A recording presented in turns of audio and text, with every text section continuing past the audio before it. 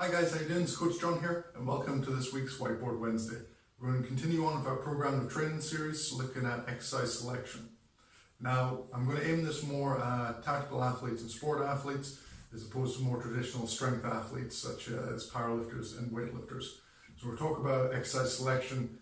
It's looking at exercises that are going to help improve your sporting performance or tactical performance rather than trying to support and build up those exercises in powerlifting such as the bench, squat and deadlift, or within weightlifting, clean, jerk or snatch.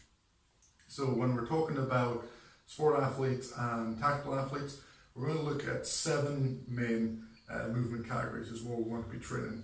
So these are going to be squat, hip hinge and extension, push and pull of the upper body both vertically and horizontally, a lunge pattern, some sort of rotational or twisting motion, as well as jumping and landing. Now, based upon the movement patterns within your individual sport, it'll depend how much emphasis you give to each of these areas. If you're a tactical athlete, you're going to really want to focus on all of these areas because of the nature of the work you do. You need to be prepared in all scenarios as well, because you don't know what you could face out there. So why have I looked at movement categories as opposed to actual exercises right now? Well, there's a number of factors that are going to influence in what exercise you choose to do within each one of these categories. Okay, so the main ones we look at here is 1, your ability. So are you quite new to lifting, or are you more of an experienced hand at? So if you are quite new and you can't perform a back squat due to poor technique, so therefore safety is a factor within that and you're just constantly tipping forward, something like a goblet squat or front squat or something like that may be more appropriate and help you learn those movement patterns with a slightly lighter load and get into better positions. Obviously on this as well, we can talk about what is the purpose of the exercise you're doing. So if we're looking at using the weight room to enhance our sports performance or our tactical performance, what we're mostly looking for here is injury reduction and increase within force and velocity characteristics. So if I want to increase max force that I can produce, that's the most amount of force my body can produce, what do I want to look at? Well, if I'm choosing an exercise, I can look at a back squat over a overhead squat. Now, overhead squat is very popular with a lot of different coaches because of the range of physical skills you need to do, so there's mobility in that. But if we look at it truly compared to the back squat, you're never going to lift as much weight as you would in the back squat. So therefore the back squat is going to be a much better strength exercise for you to use because it's going to be a much greater stimulus on the body as opposed to an overhead squat. Yeah. But also you need to factor in what your limitations are around this as well. So if you've got back issues and stuff, you could probably look at something like a belt squat or a weighted leg press instead of the squat. Just different options.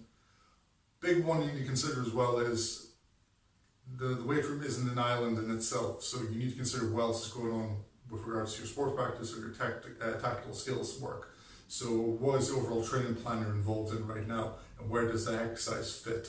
So for instance, we could look at rugby players. So if you are in the middle of your season, it's going to be quite hard on the body for the amount of tackling you're doing, especially if you're forward.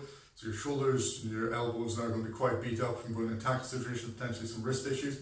So I'd probably recommend doing something more like clean pull as opposed to full clean. Therefore, we're still getting the weight of triple extension, we're still working on ground reaction forces. We don't have to work on the mobility of the upper body and potentially put more stress through the wrist or shoulder joint.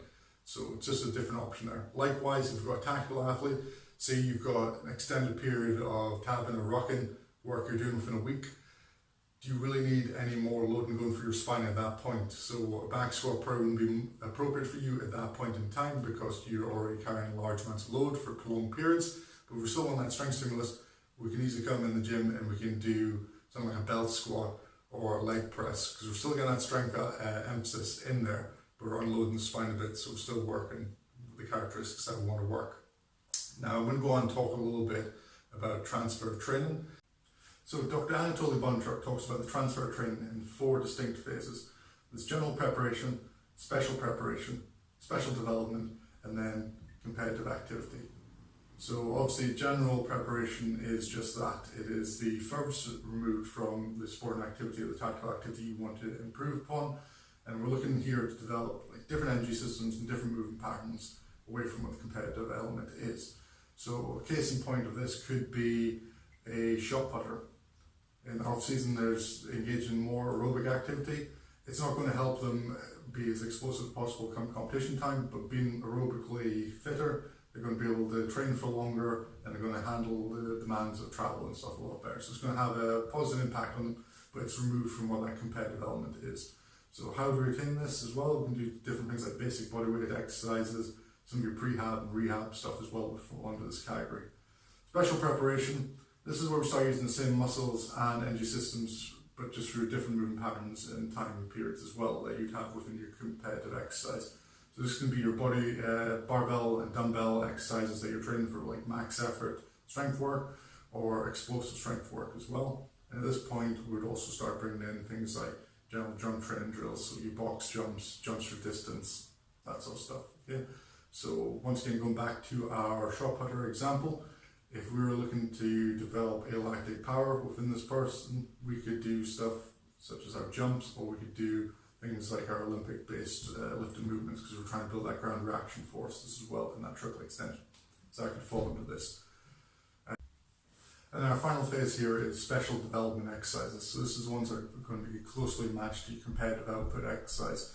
So this is where we use the same muscle groups and same energy systems in parts of what that competitive movement is going to be. But we really need to push for an overload factor within these. So examples of this could be resisted sprints for rugby players using a weighted sled. If you're a judo athlete, say you're a 70 kilo athlete, you could be doing throws with a 100 kilo training partner, or using something like a heavy training bag or dummy with bands attached. You've got to really overcome that inertia to throw that bag. For the tactical populations, say you're getting ready for a rucking event, now the competitive load within that pack for that event could be 20 kilos. So the way you could play around with that is you could go for a heavier pack of about 30 kilos, 40 kilos to work on more force production for a shorter period of time, or you could look at working at more velocity capabilities using a lighter pack of say about 10 kilos. So it just gives you options there, but it's still that overload element within it. So if you're trying to overload force production, or you're trying to overload that velocity factor to it as well. Okay guys, that's going to conclude our video for today. I hope you found it useful. If you've got any feedback, please drop it in the comments section. If you found this series very beneficial, please like and subscribe and pass on to your friends. I'll see you guys next week. Thanks.